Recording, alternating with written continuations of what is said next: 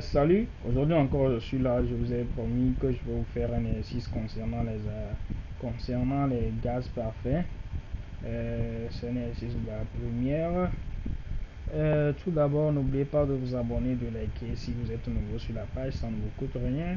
Passons à l'exercice. C'est l'exercice qui se présente à l'écran, qu'on dit un récipient de volume V1 égale à 10 litres contient 2 moles de gaz parfait à des températures T1 égale à 27 degrés. Maintenant, de déterminer la pression P1 du gaz. Le récipient P1, c'est le récipient 1, ça. Maintenant, le récipient de volume V1 est mis en communication à l'aide d'un tube très étroit, muni d'un robinet avec un deuxième récipient initialement vide, de volume V2 de 6 litres. Le gaz se répand dans les deux récipients. À l'équilibre, la température finale T2 égale à T1 égale à 27 degrés. Détermine la nouvelle pression T2 du gaz. Le 3 dit on ferme le robinet maintenant. On ferme le robinet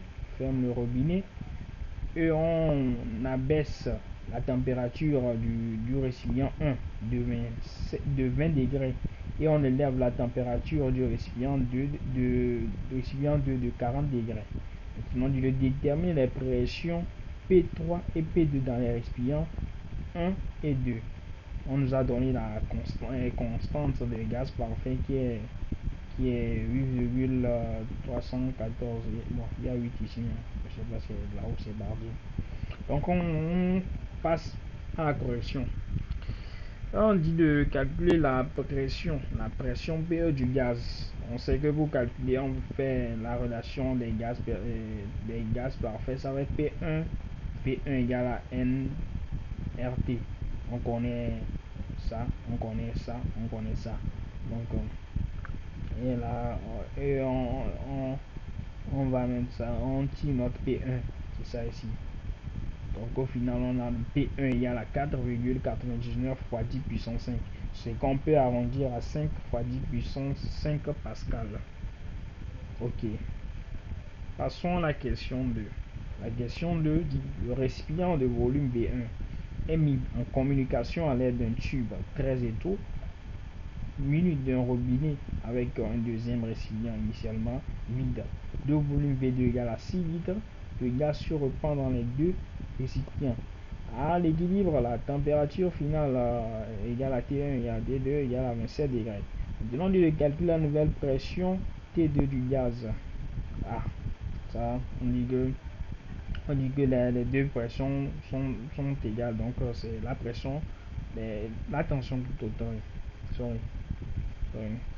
La tension est bon, les deux tensions les deux températures sont égales.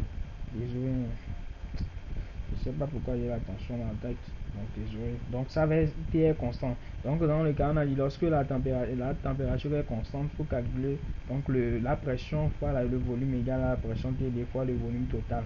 Le volume total dans le V2. Donc quand on a relié ça là.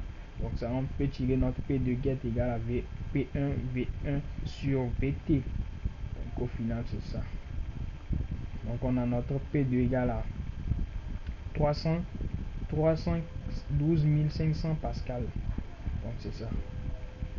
On passe à la question suivante qui dit que on ferme le robinet. Maintenant, on a fermé le robinet et on a abaissé la température de 20 degrés au niveau de 1 et on a élevé la température du récipient 2 à 40 degrés. Maintenant, on calcule la pression dans les deux récipients, la pression P2 et T2. Maintenant, on a abaissé la température, on a relié, donc les deux, ils ont le même volume, donc le volume reste constant. Lorsque le volume est constant, on a notre formule qui est égale à P2 sur T2 égale à P1 P3 sur T3. Donc au final, on peut tirer notre P, on peut tirer notre P3. Donc on a ça va P2 fois T3 sur T2. Donc au final, on a notre P3 égale à 291 677,4 0,781 Pascal. Pareil aussi ici, on va faire la même méthode. Donc P4 égale à P2 fois T4 sur T2. Donc notre P3 égale à 354 8437 Pascal. 837 Pascal. Bon, nous sommes arrivés à la fin de la vidéo. C'est juste une petite truc. Ça, c'est un petit exercice de 5 minutes. N'oubliez pas de vous abonner, de liker et de partager la vidéo si nécessaire. Donc on se dit à la prochaine pour une autre vidéo.